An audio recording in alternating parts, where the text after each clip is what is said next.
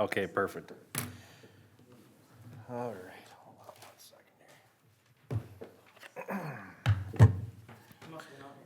No, I was in the office. I've been here all day, but they had a Christmas party going on today, all kinds of good stuff, right? Did you guys do like Secret Santa or anything? Okay.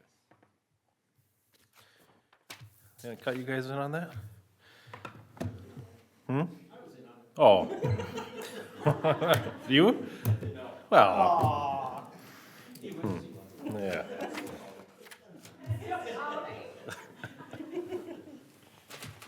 All right. Sorry about that. Let me get open to the right meeting here and I will be ready to go for you, so. All right, if we can go ahead and call this meeting of the Committee of the Whole to order, and if we can all rise for the Pledge of Allegiance, please.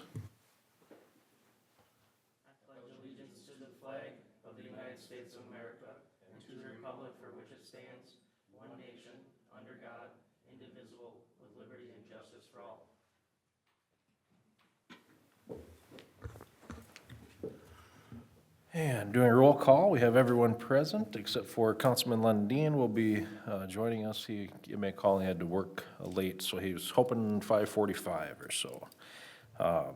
Do we have any public comment this evening? Hearing none, we'll move on to our first item of business, the goal-setting format and the date. Good evening, Mayor and Council. It's been the practice of the city to host a general goal-setting session, workshop amongst the council members to determine long-term, short-term goals. This evening, I'm looking for a date to set for that as well as a time and a brief discussion on format. In years past, it's been kind of a fluid discussion of things we'd like to see this year if we have funds available and staff's time and availability as well as some long-term.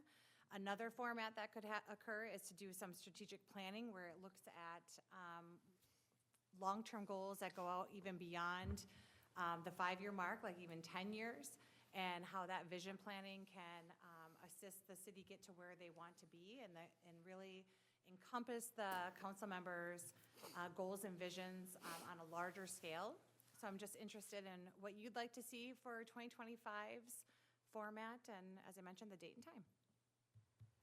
Well, I'll leave this discussion up to you guys, and I will say, though, that I think since I've been on council, I felt like the goal-setting meeting was not extremely productive, and a lot of times, and I think that's why you're probably bringing up maybe a change in format, a lot of times it just kind of turns into a wish list of projects that require spending, and I don't know, I mean, that's not always the the greatest thing to spend time on, so I don't know, how long have we done it in its current form? Is it,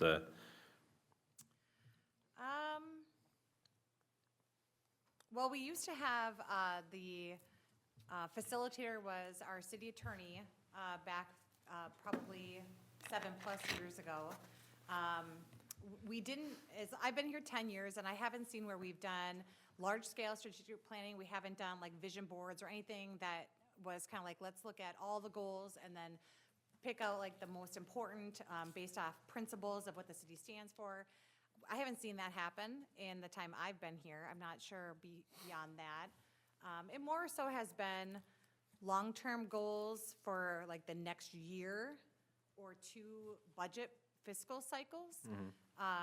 It's kind of gone to some wish lists, if we were to call it that, maybe more in the shorter term, last few years. Yeah. okay. Because I mean, and Committee of the Whole was something that we didn't really have that entire time either, and so it's kind of, you get that opportunity for more of just general discussion in a meeting like this than you used to probably, I think, in Committee of the Whole other committee meetings, started in 2019. so.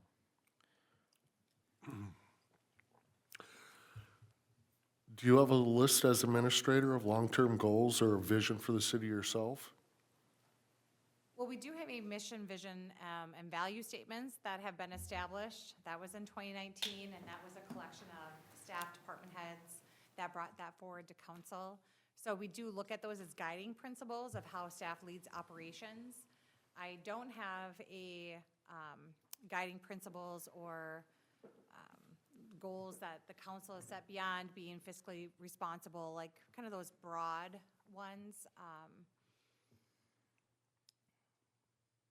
So I would say probably what I see like other cities have done, some other cities, not all of them do that, but they do like long-term strategic planning that takes many hours, sometimes even days, or multiple days, not consecutively per se, but, multiple days of looking at where do we want the city to be 5, 10, 20 years and setting a roadmap.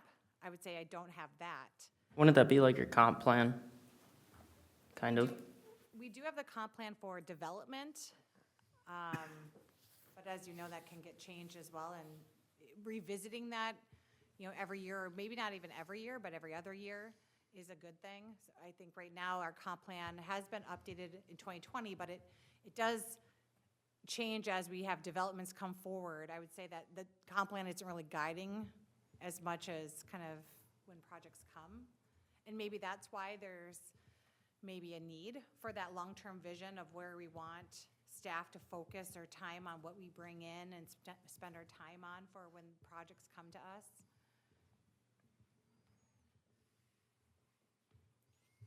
I think your point about us having cow is a good one. Every month we seem to come up with new ideas up here. Maybe it's just one of those things where our goal is just a revolving change of things. If we see something that's really important in the cow discussion, say like fluoride discussion, that's something that I think is gonna be important hypothetically. Maybe that's something we add to our goals, so it's kind of a fluid list. Or just keep it in like an old business, so we just always talk about updates on it or something like that. Since we have the cow, the goals I think are good to have on paper, but like you said, I don't know, it really does a whole lot. Josie, what were you hoping to see changed?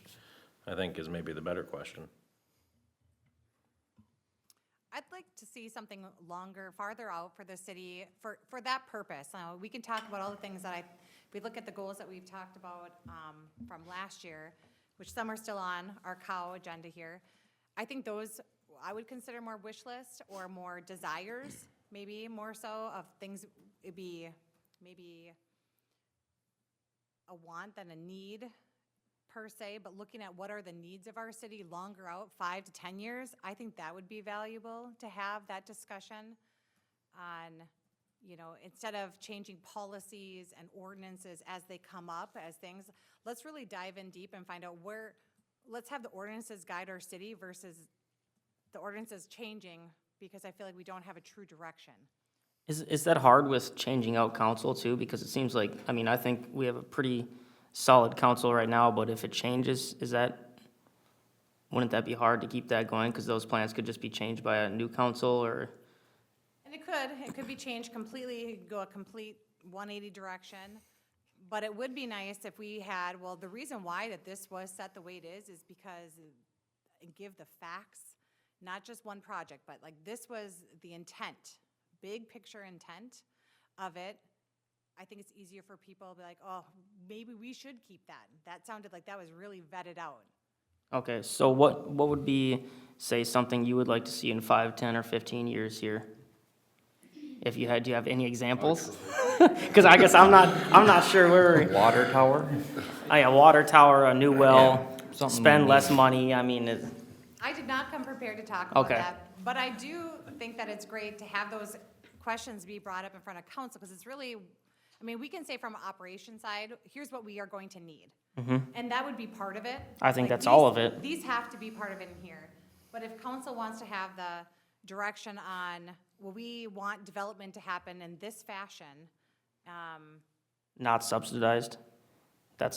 That can go For in. example, that could be part of what staff, when people come to us, we can give, this is the direction that we've been provided because here's where we want to be, and that doesn't fit our goals.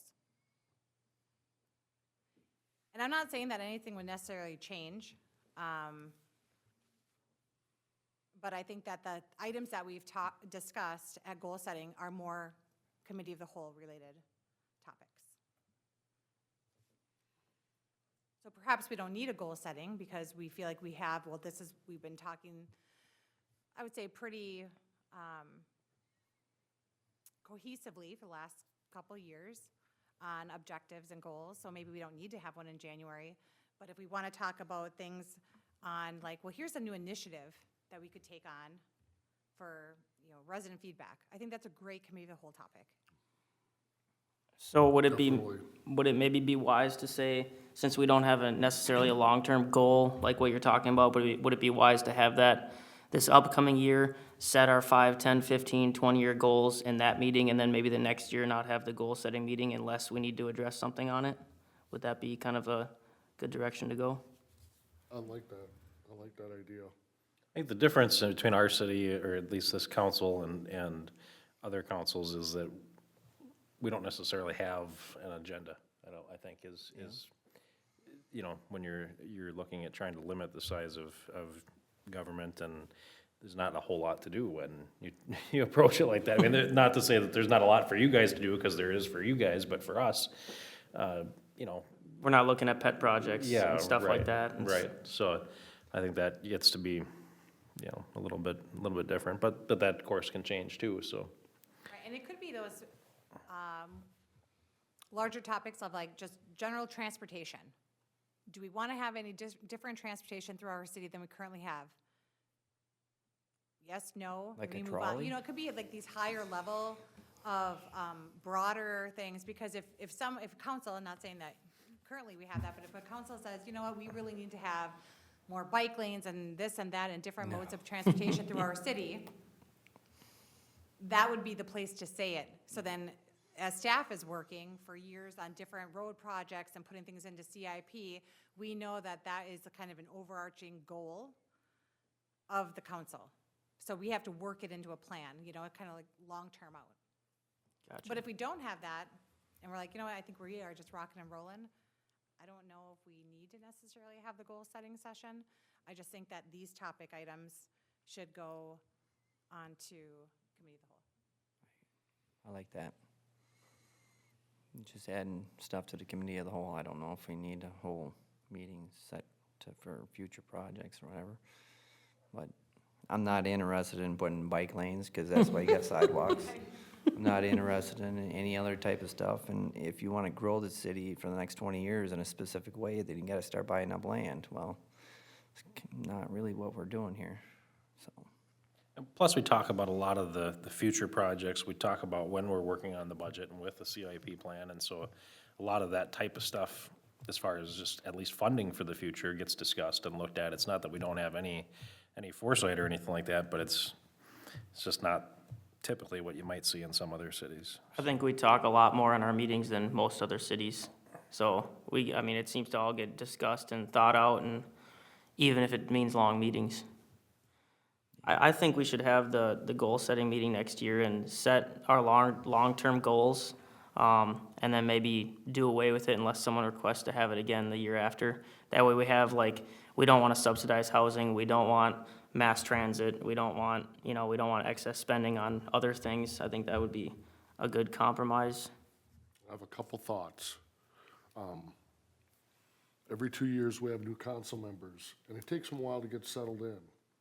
What if this year we do a normal goal-setting meeting, and every other year after council's settled in for a year, knows how it runs, talks to their constituents, has a better grip of really maybe what the community wants, than do long-term?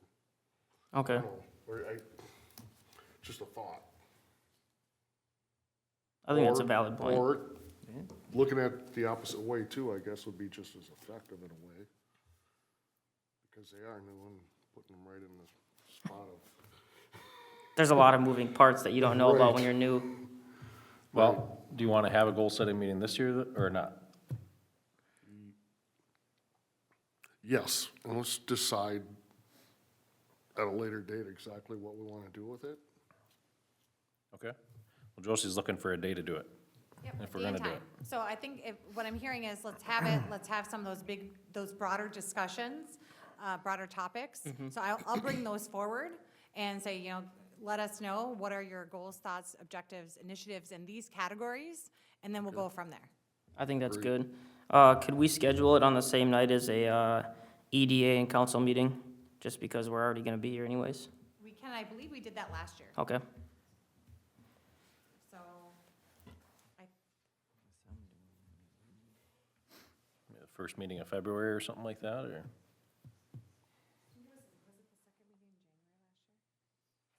Yeah, that, Did we schedule it on a committee of the whole night last year? Maybe we did. On a committee of whole? No, really? It would make more sense on a EDA night. Committee of whole is usually, 5 to 10. In the past, goal-setting meetings used to last, I think they came in early morning, and it'd be like almost an all-day affair. Really? Well, that was when they didn't talk, though. There was no cow, so we vet that out for 12 months. yeah, it was January That is 2nd. true. It was the first meeting in January.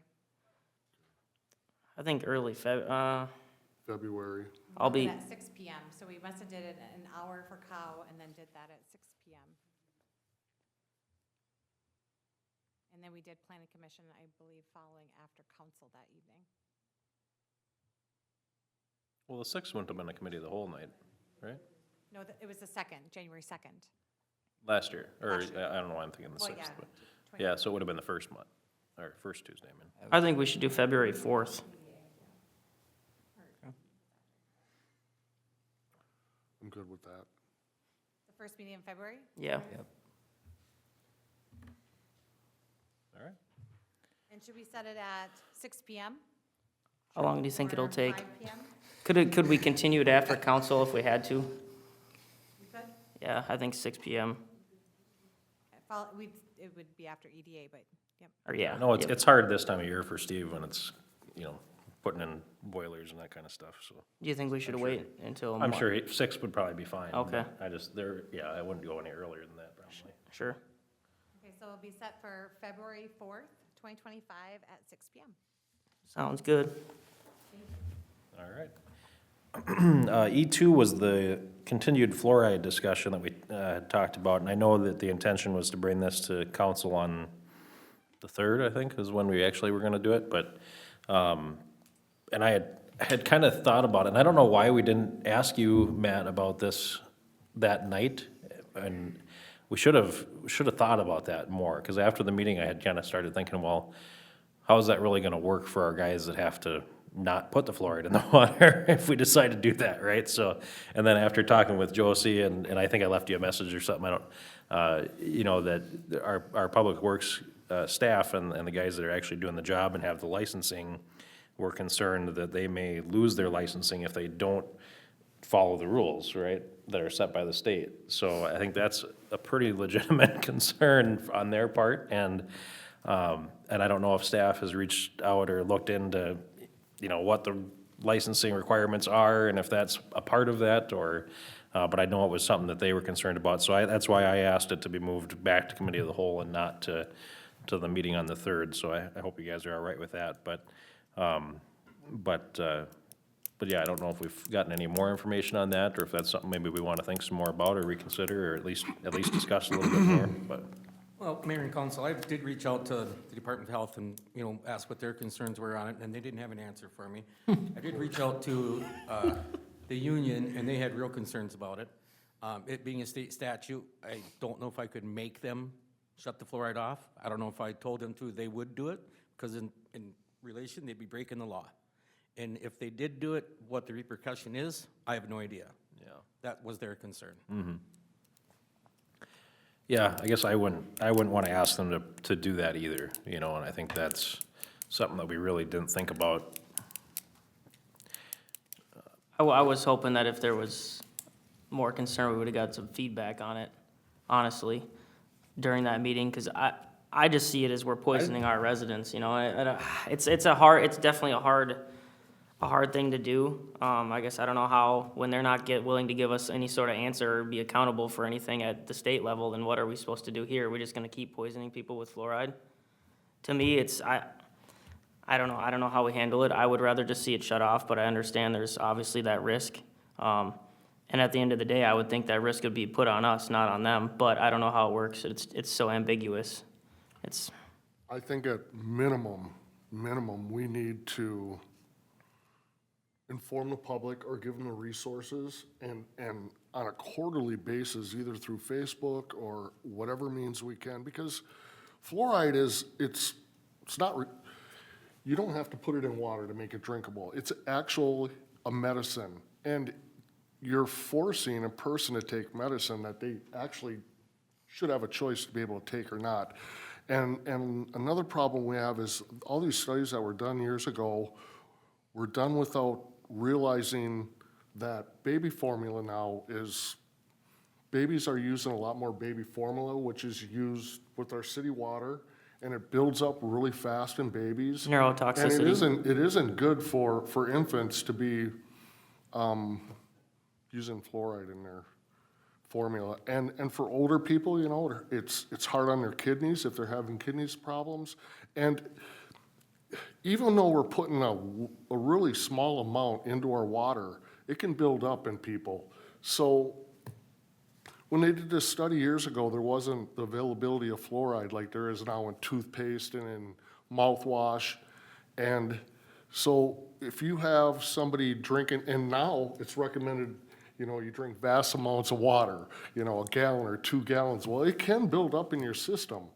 And that's my concern. And I think we need to inform the public somehow the risks and the benefits. There are some benefits, even though most of the countries in Europe now have taken fluoride out of their water, and they haven't noticed a increase in cavities in infants in children. I just think there should be a little more discussion on how to inform the public, or we as a city should find a resource to inform the public, because I think it's a thing that a lot of people don't think of, because it's been in the water forever, and they don't realize the harm of it, or the possible harm of it. Is there a way that we could, maybe instead of just saying, hey, let's pull it out entirely and then just be complacent or whatever the state would say, what if we were to just limit it to very, very, very small amounts so we could say we're still doing it, but it's not up to what the state recommends? So the state hasn't changed their policy since 1970, other than an amendment they made 7 or 8 years ago to lower the amount because they realized that high of amount was dangerous. But other states, there's been 37 other states that have changed to either not fluoridating their water or doing it by an election. So I was also thinking, we're gonna have a special election coming up. Why don't we ask on a ballot question, do you want to have the city put fluoride in our water? Because then if we have a vast majority of people that say no, say 90%, and then we decide that, hey, we don't want this for our city, then we have our people backing our decision for something like that. So I don't think that we should let the state make the decision for our residents, let them make it, and let the chips fall how they may, but I understand how city staff is obviously risk averse on it. I would be the same way, but. I don't think you can ask a ballot question like that. The only way we can do that is if it would be an item that would raise the levy, right? Or Fluoride does increase raise budget. Statute Okay. does not permit us to ask advisory questions. Right. Well. I mean, But it does I affect guess our you could levy. say it affects your levy, sort of, but The funny I thing don't is, think that's the intention. That's not, not directly, but the funny thing you're is, paying for it now, so it's not gonna, they you know, made that- fluoride required in water because, probably, it's speculation, but probably because there was a company behind it that said you needed it and they could make a lot of money for it. So now you're still paying for this fluoride and they're still making money off of something that really doesn't help. yeah, I mean, I'm not ready to put on my tinfoil hat yet, but. Yeah. And like I said at the last meeting, I think that the science is, you could spend hours and hours on debating whether it's necessary or not, but I do agree with George that it's readily available in all sorts of stuff. I mean, your toothpaste, I mean, it's different than it was when it was first introduced, and you do have a lot of places where they are getting rid of it, and I think if it's not totally necessary, then why put it in there? So, I mean, I agree with you guys that I don't have a problem taking it out, but yeah, I mean, I don't mean to No, you're fine. make fun of you No, or you're anything. fine. but- Hey, but- devil's I advocate, mean, I'm man. just a little bit, I guess I am, but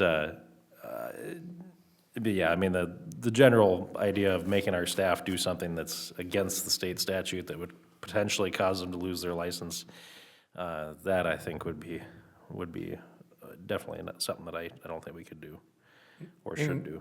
If I can just interrupt, that what I was told from the Department of Health was that every major city in the United States feeds fluoride. We feed fluoride to meet the requirements by the state. Now, it's naturally occurring in the water already. Our wells have fluoride in them. So we have to feed it to meet those requirements. There are cities in Minnesota that meet the requirements without feeding it. Yep. So It just naturally occurs. just naturally occurs in the water, and there's enough fluoride in there that they meet those requirements and don't have to feed it. So just FYI. Well, they lied to you on that. Not every major city actually uses fluoride in their water. It's actually becoming very common not to. So they don't have the right information at the state, and that's why they shouldn't be making decisions for us. Yeah, well, that's just what I was told. I just wanted to share it, that's all. Yeah, no, yeah. Well, better start calling your representatives and your senators and get it changed at the state level. That's the only real traction you're gonna get without getting in trouble, so. I could push for it at LMC too, next Yeah. year, or this coming year. Should at least be a choice, not forced. Yeah, I'm all for that, yeah, make it a choice.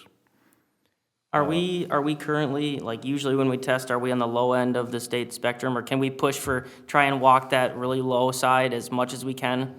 Is that something we could ask you to do? Well, the range is 0.5 to 0.9. That's, when we generally are a 0.7. We're generally not over a 0.7. We test it and the state tests it on a quarterly sample to verify our test results somewhat match what their test results are. And we're generally very close.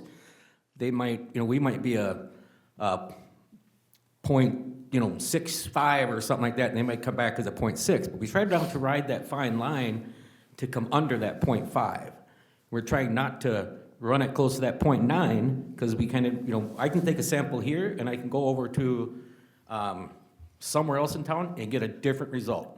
You know what I mean? We calibrate it weekly, so we know what it's at, and like I said, the state comes back and says, yep, here's your result, here's our result, here's your quarterly sample, so that's required by the state. They send us a bottle and the box to send it back in, so we send it back to them on a quarterly basis, but we test it daily, Have we ever been outside the range?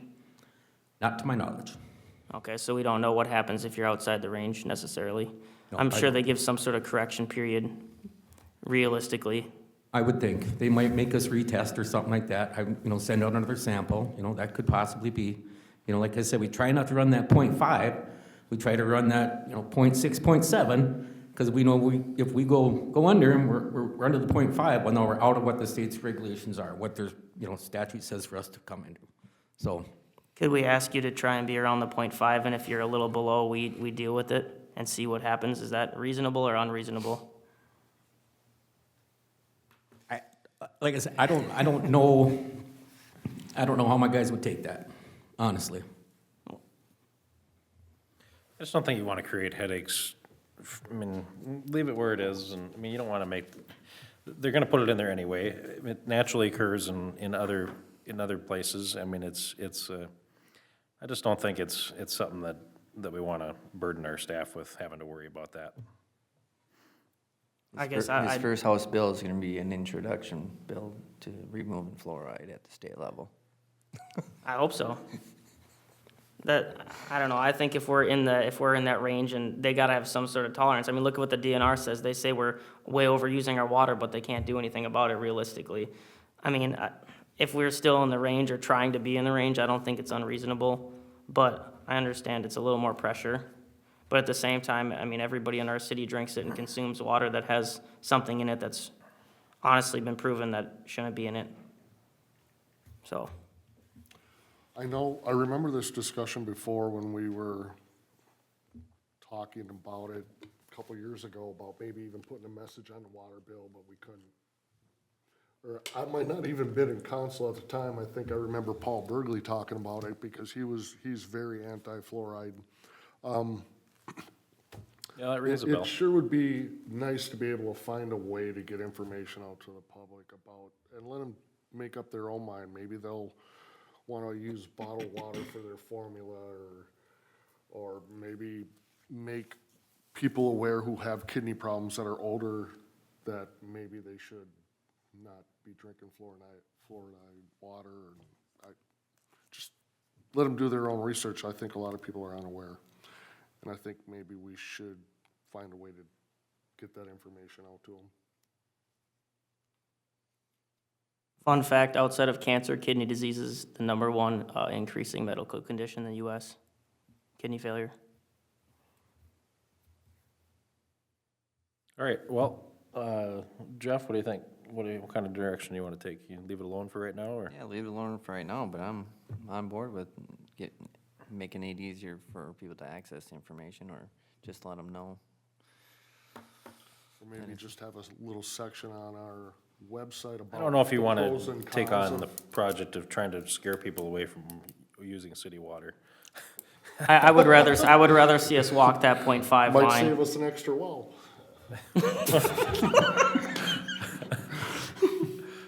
Well, that's, I would really push that we try and hit that .5 mark instead of .7.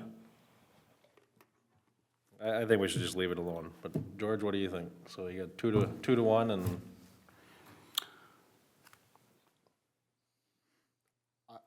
I'd like to see the city try to put out some kind of information, even if it's pros and cons of fluoride, just so people are aware of fluoride I think if, and have it in their water. I think people are That's gonna all. be upset when they actually start researching and realizing it's in our water.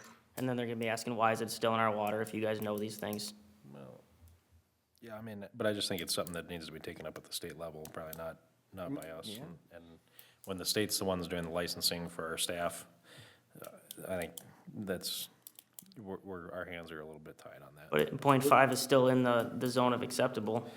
I mean, the odds are pretty good here in the next year, the federal government will no longer require fluoride in the water. I mean, I know. Well, Luke was saying there's They a lot of states that they don't require it anyways. It's a state decision. How many You're right, states? they do they don't. go? You're right, 37 they say don't. they do not require it, 13 require it, but in a lot of those states, you can petition in your municipality to not have it. We're not one of those states? No. Okay. But rumor had it that the federal government is going to mandate that states cannot demand cities to put gotcha. fluoride. That would be in water. nice. I think that's the direction it's going. Yeah. So you got 2-1-1, so I'd say for right now, we'll leave it alone. Yep. So. I tried. All right, E3, the CJIS audit.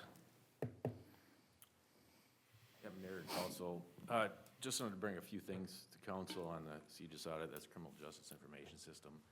That's like our criminal histories, license, all the data that we have access to. So every 3 years, well, the BCA does a few different audits, one of them was that one. A lot of IT pieces of that puzzle.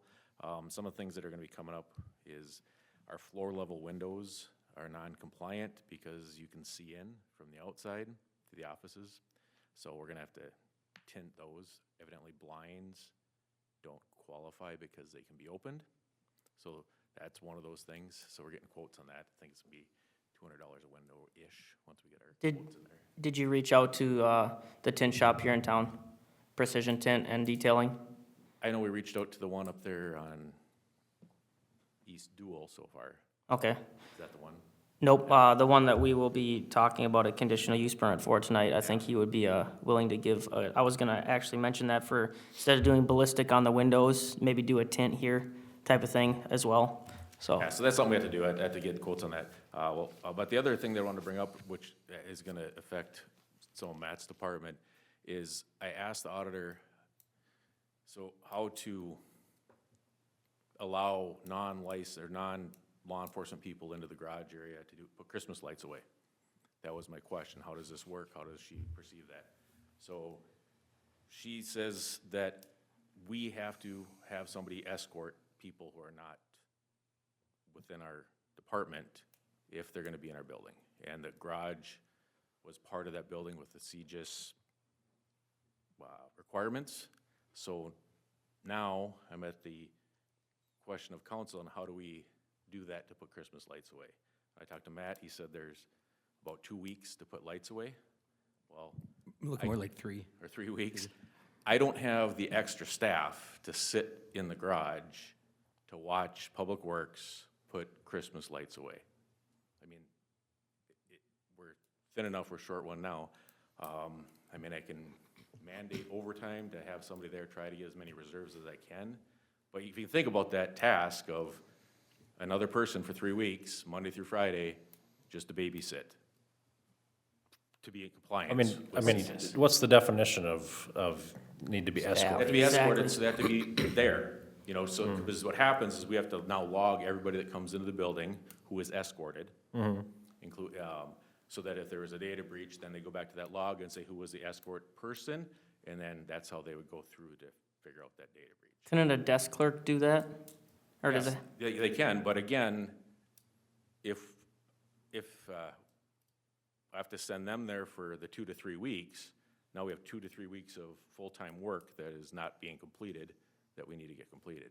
But when, aren't they there anyways? Like, I would imagine Public Works comes in, you know, they're working outside most of the day, and then the last hour, they're bringing stuff in, or I don't know how that would work, if they'd have to sign them in and then let them in and watch them unload for 5 minutes, and then go back to the desk, is that, Yeah, if it's for 5 minutes, we can get that done 5 minutes a day, if Matt can. or whatever it, It doesn't work like that. okay. Yeah, it's an all-day process of going back there, putting stuff in a cart, going up to the PD, unloading it. It's a back and forth all day long. And the thing about Travis touched on was, you know, a couple guys, 3 weeks, we can, it took us a month and a half to put it up, right? But when we go to take it down, that's, a month and a half was without snow, weather, those things can happen too, but we've been able just to spend time just putting it up.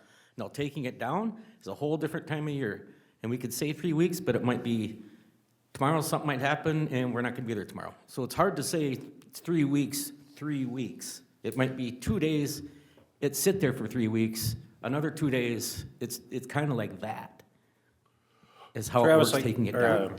Mike, I guess, you know, I don't remember, did we look at getting a price on dividing that garage and sectioning it off? Because that wouldn't be a problem, right? Even though it's in the same building, we had the same, you know, situation with the fire department, and when we were in the building there, obviously, we were allowed in that side of the building, so. So as long as it's sectioned off, I think, you know, and I guess what's the definition of sectioned off? I mean, can it be a half wall, or can it be, it doesn't have to be all the way to the ceiling, or can it be a fencing, or, you know, I think that's, Just to touch on that a little bit, the big pine tree that's out there in Bluebird, that only goes in the very east door. It's the only door that it fits in. And then we gotta go across the building inside to put it in storage back there. So a wall wouldn't necessarily help with that big pine tree that's gotta come all the way through the building to get put away. Just FYI. maybe we should It's not that we can't- probably should get rid of the big pine tree then. It's not that we can't work with it, it's just that, it's an issue that's here now, that we need to, I mean, we'll do the best we can, but it, you know, just how Matt described it, he can't say it's gonna be 2 hours this day and an hour that day, or whatever. It's- What's the penalty if I mean, we haven't done any of that in the past. I mean, how often do they do this audit? And I guess I'd like to see a copy of the audit, because we don't have one here, but. Yeah, I asked her for an email, and I got a version of email, you can read what it says, but this is, you can actually call her, probably be a better benefit. So that, when we get audited in the next 3 years, and she'll ask those questions, and again, we'll tell her that they have unescorted access, then we would just, I don't think there's a punitive damage, it would just, we'd lose our CJIS access for our police department. What did you say? You lose your We'd what? lose the CJIS access for all Okay. the criminal data. So we wouldn't be able to run plates or charge people for crimes, or, you know, do that, basically our day-to-day stuff. So even if the offices are in a locked section where, and the vault, or the evidence room is all locked, it's still Yeah, considered, that was my that's question. wild. Yeah, and so here's the other thing that's just anecdotal to this, but if they're doing a service for law enforcement, we can then get them certified through the BCA to actually do the service. And I said, well, can we do that for these lights? That's where it came out. She says, well, the lights are not a service for the police department, like Bill Krieger that does the cleaning. I'm like, well, how can he be in here unescorted? Well, because in federal code, it says that if they do a service for law enforcement, then they can get that certification through the BCA. So do we need to have them put lights on your building and take them down during that process? Yeah. Well, what about PD being a sponsor of Illuminate Isani? Sure. Same thing? Well, they'd have to be giving a service to law enforcement, like a plumber, or in our case, the cleaning person was my question. What if the donations from the event were to go to the police department budget? Is that a service? It's a I love that idea. Actually, that's a great idea. Isn't isn't it? I think there's gotta be some sort of creative walk around, or Yeah, put we have to up, think put up fencing that would be fine enough for them, like if you have all your, even that black fencing we got and it's all chained together so nobody can get through the fencing unless they cut it, well, you can cut through a garage door too, so what's the difference? I don't know if there's a creative solution. Yeah, I mean, I guess a fencing, if you had to cordon it off with fencing that had a gate that you could open. to Right. get, or take the fencing apart. And then when you have to open the and be fence and get escorted- someone be there. Escorted to bring that tree in, I guess that would work. Quick question, so the carts, you said you put the displays on a cart and you bring it over to the police department, then do you go through the garage door with the cart and then put the lights where they need to be? Yes, on the very, then we can come in the west side. So like the carts you see over here on Railroad Avenue, those boxes there, that's where we put the lights in. And we try to take it so that this section of lights goes in this box. So when we, on the box is written, or the crate that's written what's in there, so when we go to set it back up, we can go, okay, here's where this stuff is gonna go. So we try and take that over there and put it in that spot where it's gonna get set up. That's how we kind of tie things together, put them away, and then we load maybe 2 of those up, get them put together in the thing, bring them over to the PD, unload them, make room for the next one. How much added time would it be to, and are the boxes weatherproof of any sort? So could you bring 3 or 4 days worth of boxes over and leave it at the far end of the parking lot, schedule time to bring it in, and then do it again? Something like that, so that you're only going in, maybe have access 3 times an hour at a time, or 2 hours at a time? It would be possible, I guess, yeah. Yeah, we could box stuff up. It's just a matter of having, where they're gonna go, where we're gonna store them. I mean, they're stored outside right now, they're not fenced in, so. Okay. That might be a good option too. Just Is have there anywhere like else we move-in can store that dates. stuff? What'd you say? Is there anywhere else we can store that stuff? I have no room. Can we post Illuminator City for sale? And hope that maybe someone else wants to take it on? I mean, I know we talked about it last year. I still think it's something to actively pursue. Try anything, I suppose. I think Travis likes them in there, though. I mean, you can't fit any of that stuff in storage containers really, right? I mean, unless you rip it all apart and, yeah. Public Works has got no room for any of it, honestly. Yeah. We're just What about- packed in. Yeah. We're packed in.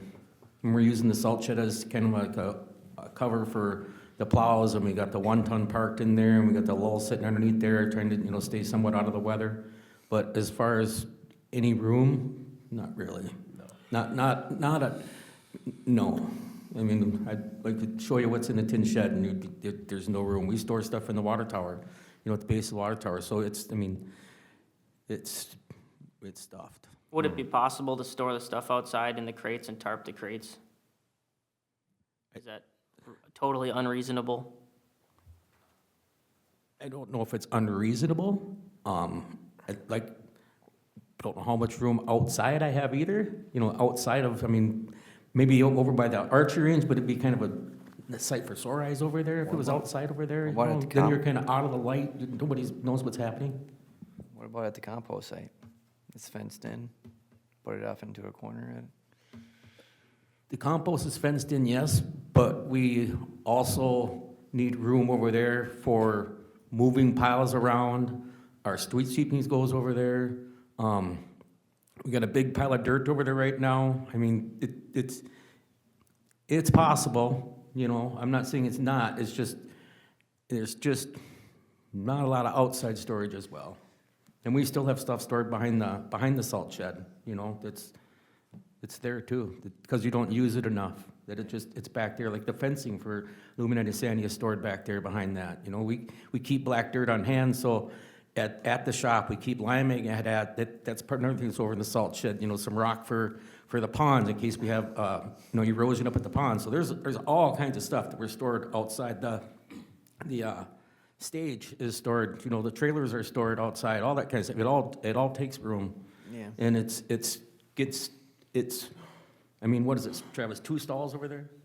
2 stalls at the PD that are, however deep that is, I don't know how deep that is, but. I guess, Put that on our goal setting. We have some empty lots, and those, the I'm not sure what that material is they use for the fabric-type buildings, and you can have them a football field long. It sounds like we're in dire need of some storage. You are. Yes, I am. And Like a new public works building? That might be Let's a. keep talking about that. That might be That's what they're angling at here. They got Yeah, I this, know it doing is. it. Instead of a public works building, maybe a Yeah. public works storage and free up some space that you're using right now in the building. no, see, that's maybe a little bit better ideas, yeah, just a nicer storage facility. Not necessarily having to have plumbing and, it doesn't have to be anything fancy, but just something to store the crap in, yeah. I would like to see if we could use that illuminate fencing, and tie it together, lock it together in a way, fasten it together so we could consider it a wall in the PD building for now. And then if you have to move the tree and you have someone escort you there for the hour to move the tree and you take down the fence panels or whatever, because otherwise those panels are just sitting there unused anyways. Or I like the idea of, staging it all outside and then having a few hours to move it all in. I think either one of those ideas is the more reasonable idea than putting up another building. Yes, I mean, short term, we need an answer, I guess, right now, so, because you're gonna start putting. I don't know if we necessarily need an answer. I wanted the discussion, because there's no great answer, right? I mean, we'll try to work with it, but Right. it was something, because it revolves around a big city project, it was something that's relevant to the council to be involved in, if that makes sense. How about a 40-foot metal storage container? How much of that light stuff can you fit in there? A high cube 40-foot. A high cube 40-foot, they're like 10 feet tall. I don't know how No, big but the how much boxes of are, that 8 feet ice- wide. How much of the lights can we fit in one of those metal storage? I'm sorry, I'd have to measure up what Travis is actually, the space they're taking up over there before I can answer that question. Okay. Because you can buy those storage containers, and the metal shipping containers pretty cheap. Yeah, a couple grand a piece, get 6 or 7 of them, and 40 foot I are was more like thinking 4. one at a time, but, Yeah. but, one is, you know, he's gonna need at least 5 or 6, I think, to put all those lights in. I don't know. Well, I don't know how and you far can they break pack- down. I'm sure a lot of those smaller displays can fit into one, but we're just trying to limit the in and out of the police station at this point. I don't think we're gonna figure it all in one meeting, but maybe Travis made a suggestion to the auditor and be like, hey, how about these lights, huh? Get them out of here. It was actually revolved around, how do we get them certified to come in, but, yeah. I think Matt talked to the auditor ahead of time, and he said, I really need a new public works building. You There's really so- gotta kick us out of here. There's so much room in that police building, though. I don't think, you guys aren't stuffed right now tight. It doesn't seem like. I mean, all your guys' personal vehicles are parked inside. All the squads are usually parked inside. I don't think they're short on space. It's just, Well, just to. For now. Just so that gets clarified, if my officer comes to work, there's a squad car parked in the garage, he takes that squad car out and puts his personal vehicle there. There has been a misnomer that there's all the squad cars and all the personal vehicles, but if that makes sense, we have all the squad cars parked in there, you take one out, they put their Right. personal vehicle there. So it's not extra room for their personal vehicles. Just so right, that's but clear. there's plenty of room to make it, for now. I mean, That's you fine, know. I just want to yeah. clarify Yep. that point. But we do hold, if you seize any items, you have to hold that, whether it's a car or motorcycle or anything I else. think we got rid of one car a month ago, so, yeah. And that's taken up quite a bit of space, I would imagine. Last time I Not too was in bad. there, it It's- was a Things little have changed a bit. little. I think we only got 2 in there now. Yeah. Oh, is that it now? Motorcycles, so it's not too bad. I mean, in the past, we have had. I think this summer, yeah, when we did the ribbon cutting, it was pretty full, I think, wasn't it? Yeah, we had a few more then, too. And weren't you guys looking into an outdoor fenced-in yard that you could use for that instead? Yeah. Okay, yep. Yeah, I mean, that's kind of on the long-term list. Okay. I would propose either we put up the fencing or we do a staging plan for this year, just so we're not messing with the CJIS stuff, but it's not unreasonable, I don't think, for, a short-term solution. And then have further discussion on this in the summertime before, Yeah, yeah. Maybe we can just, Cambridge likes to spend money, maybe we can sell them Illuminate Isanti, they can put it in their new park. All right, well, I think you I guys like that got idea. a little direction there, huh? Good enough for now? Okay. E4, the agenda format discussion. Mayor and council, so this year we had added the format for committee of the whole to have new business, old business, and then goals. And I feel like I was kind of under the impression, let's give it a try and see if this new format will be what we want. I just want to know if that's how we want to keep committee of the whole agenda going into 2025. I think, I love the committee of a whole, and the way we lay it out, I think it works good. So I don't think we have the goals actually showing up on here unless, do you click it and then? It's G, it's its Yeah. own item. But there's nothing listed there. I've never seen anything in the G section. Well, when you print it out, if you pull it up online, it has the goals that are Okay. still ongoing in there. Okay. I'd have to pull up to see exactly what you see. I think I see the goals as in some of your admin updates, or once in a while I see the goals and I remember, man, we gotta get on that leaf collection idea. But it's on the bottom of every agenda. Oh, okay, so maybe it's that agenda, okay. I've seen us, we've got to the bottom of that list a couple of times throughout the year. Well, yeah, but it has G on here and it has goals, but like when I click on it, there's nothing there is all I'm saying. There's nothing actually listed, which is, I think what kind of was the intention was to keep it in front of us so we didn't forget what our goals were. But, and it sounds like on the printed version you are doing that, huh? Yeah, it's on there. Yeah. I can't pull up. Yeah, no, I like it, but I think if we could get it on here, that'd be better. I thought you were talking, city council agenda format discussion, and I was gonna actually say, and I had this written down in my notes before you made that snarky little comment over there about our neighbors to the north. But I was at their meeting last night, and I was really impressed with how they run their meetings, and they do their consent agenda first, and then they call out whatever they wanna call out and put it into the full agenda, and they had time for, questions for the mayor and that kind of thing, and it was, Jim ran a nice meeting, so, yeah, that's what I thought you were gonna talk about, but you're just talking committee of the whole is what you wanted some direction on, huh? Yes. Okay. committee of the whole. And we can change the format of city council, however, that will be an ordinance change. This has been the format it's been for a decade plus, but it definitely, that can be discussed as well. I think it's good the way we do it. Yeah, I think it's Yeah. fine the way we do it too, but yeah, but I liked how they had theirs too. Okay, let's see, how about E5, Dahlin Avenue and Main Street intersection discussion? This is something that I was happy to see you bring up because I drive through there every day and I wanted to bring it up too, so it's, Well, what's the issue? I had put it on there, I had a resident who'd asked me about it a couple of times, and, my response had kind of been, well, there was a building there before, and this building actually meets all of our setbacks, and it's, this building actually is farther off the road than what the previous building was. But he'd said he'd been in an accident almost been in an accident a couple of times at that intersection, and, so I told him I would add it to the agenda for tonight. I can vouch for that. So the problem is we have cars that are parking too close to the intersection of Dahlin and Main that are frequenting that business, which is great, fantastic. But that's already a really hairy intersection with Railroad Avenue kind of there, and it's a really weird intersection. And if you have a car that's parked up to the yellow curb stop, the yellow line on the curb, you can't see anywhere either way. Or if they have a conceal and carry class over there, it can be a really busy area and a lot of traffic sometimes, and it is really hard to see. I was going to suggest maybe we push that yellow line back another 20 feet so you can't have a car parking so close to the corner, so you can kind of see a little bit better. I drive through there every day, and every time I drive through it, it's like, man, I can't see anything. What, isn't there a dirt parking lot? Yes. Over by the railroad tracks, right Yep, on the other side of the on the street? west side of Dahlin. It is not an official parking area, just to be clear. It's not an allowed official parking area. The city does Well- own some of it, and the church does, but it doesn't meet our parking standards. So just- During some of their really busy, like when they have events at the sign shop, which is great. I think it's awesome that they're using the building and everything's kosher, but when they have events, that parking lot, the dirt unofficial parking lot is used too.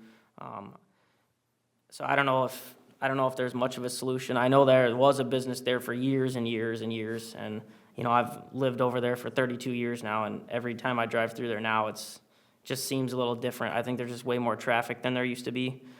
Well, I would wanna see what the business owner or the owner of the business have their input to.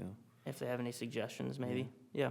Cause I'd hate to see them put a building up, brand new building, and then we go, no, we're gonna take away a bunch of your parking. I think it'd only be Yeah. one spot, but But I would like to get their input. Go ahead, Stephanie. We did sell that parcel to the business, and one of the important factors was the parking remaining on Main Street, that they would have enough parking for their business because they don't have any parking. And there wasn't room for parking on that site. So just keeping that in mind as well. And there spots where there is no parking, I didn't bring it in here with me, but Stephanie had given me a printout there.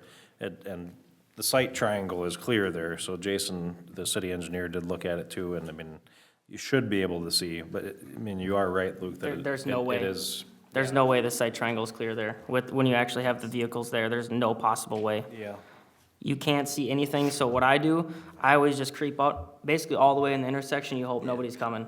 Which, I mean, that's how you do it in the cities, and I get it, but I think if we can push the yellow on the, what was that, south side of their building back, 15 feet, just so you don't have one vehicle sitting there, because that's really the sore spot. When you have vehicles down further or up further, it's not a big deal, but it's really that one spot that I've noticed anyways.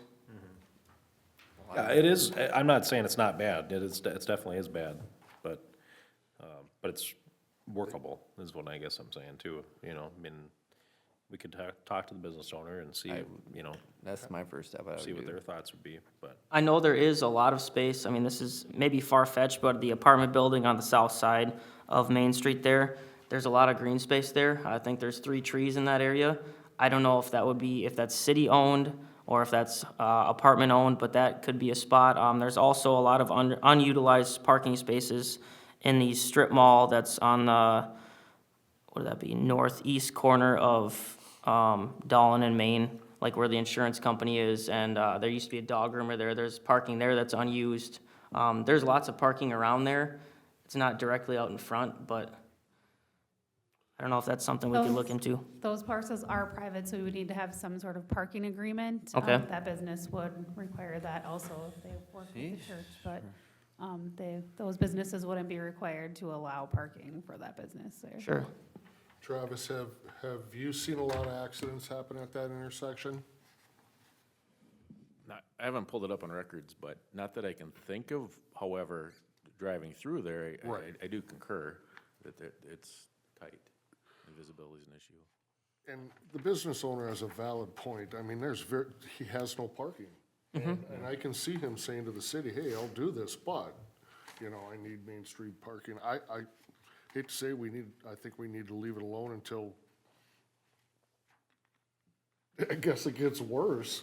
I mean, I'd like to see people, I hate this zigzag, everybody who That comes. zigzag sucks. If we could put a sign maybe here saying Railroad Avenue forward, and they go by the apartment building, and then take a right, and then go on the railroad instead of doing the zigzag, I think that would relieve a little bit of traffic flow there, and maybe the other direction, we have one turn left for Main Street, coming from the VFW, turn by the apartments, and I use that way a lot, So to avoid that short zigzag. the problem with going straight through on Dahlin Avenue south to Broadway is that the apartment building, all of their residents in the summer park on that street, and you can only fit one single wide through there. I have to avoid that road with a trailer because it's the way their parking set up. I don't know how they do it in the winter, because they get all their vehicles parked away. So I don't know how they do it in the winter, but that street is, I mean, the amount of times that I go north on Dahlin from Broadway and I have to pull over so that somebody can come through, it doesn't work. And that's another thing there. I don't know how we fix that, but It might be something we can look at in the future if we need to open up some traffic flow, because those apartment buildings should have enough parking spaces for their own tenant. Well, for right We now, can I also think- put no parking there. Yeah, for right now, I think the easiest thing would be just talk to Amy and see if she'd be open to, I hate to even say talk to her, because I don't want her to feel pressured to do anything, but, I mean, I don't know. What do you guys think on staff? did, it was not that long ago, where we added no parking on the west side of Darlene because of people were parking on both sides for, I believe maybe more so going to the Rendezvous Coffee. And it was tough for emergency vehicles to get through, so that was posted already on the one side. So that's only on Main Street north though, correct? It's not from Broadway north, because they still park on both sides of the street between Broadway and Main Street on Dolan. I drive it every day during the summer, both sides. No, it's between Heritage Boulevard and Main Street, Okay. just that section. Well, here, why don't we go into recess, we can talk about it here, I was trying to wrap it up, but let's go, if I can get a motion to go into recess until after the planning commission meeting. Motion. Second. I have a motion to go into recess until after planning from Commissioner Holmgren, and a second from Commissioner Merrill. All in favor, say aye. Aye. Or actually, we're councilmen in this meeting, aren't we? Sorry, guys, yeah, all right. I was gonna cut you off, though. That motion carries, anybody opposed? That motion carries 4-0, so we'll go into our planning commission